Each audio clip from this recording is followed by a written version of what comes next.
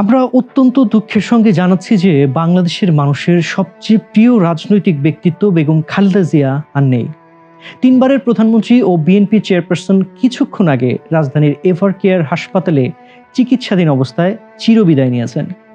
প্রায় ৮০ বছর বয়সী এই নেত্রী দীর্ঘদিন ধরে আর্থ্রাইটিস, ডায়াবেটিসের পাশাপাশি কিডনি, লিভার, ফুসফুস, চোখের সমস্যা সহ নানা জটিলতায় ভুগছিলেন।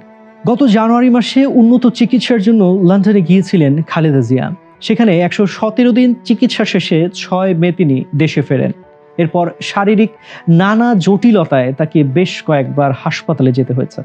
সর্বশেষ শ্বাসকষ্ট বেড়ে গেলে গত ২৩ নভেম্বর রোববার রাতে তাকে জরুরি ভিত্তিতে এভার কেয়ার হাসপাতালে নেওয়া হয়।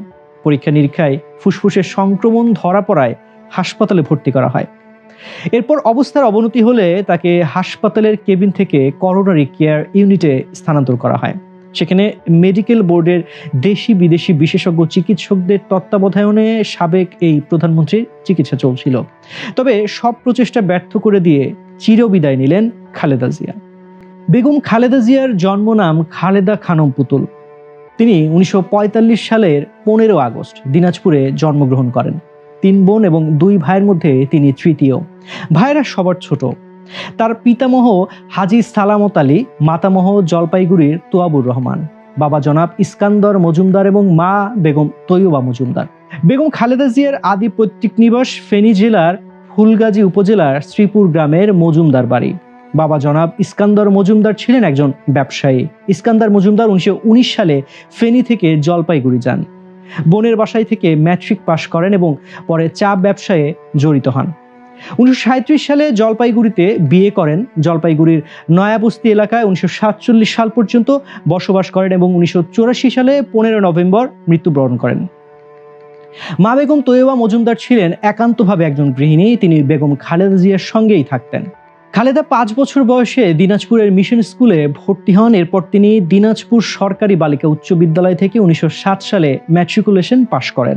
একই বছর তিনি জিয়াউর রহমানকে বিয়ে করেন। এরপর থেকে তিনি খালেদা জিয়া বা বেগম খালেদা জিয়া নামে পরিচিতি লাভ করেন।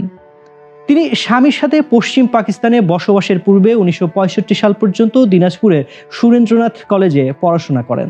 তার স্বামী বাংলাদেশের প্রাক্তন রাষ্ট্রপতি লেফটেন্যান্ট জেনারেল জিয়াউর রহমান বীরুত্তম। ১৯৬০ সালের আগস্ট মাসে জিয়াউর রহমানের সাথে তার বিয়ে হয়। জিয়া তখন ছিলেন পাকিস্তান সেনাবাহিনীর একজন ক্যাপ্টেন।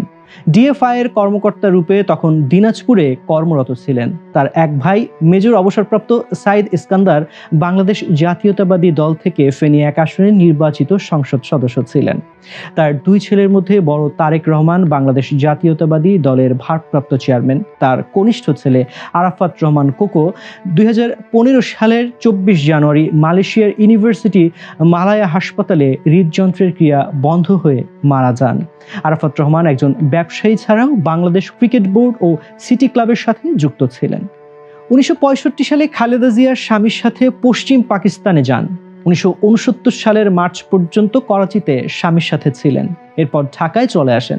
কিছুদিন জয়দেবপুর থাকার পর চট্টগ্রামে স্বামীর কর্মক্ষেত্র স্থানান্তরিত হলে তার সঙ্গে সেখানে এবং চট্টগ্রামের ১৬ শহর অঞ্চলে বসবাস করেন।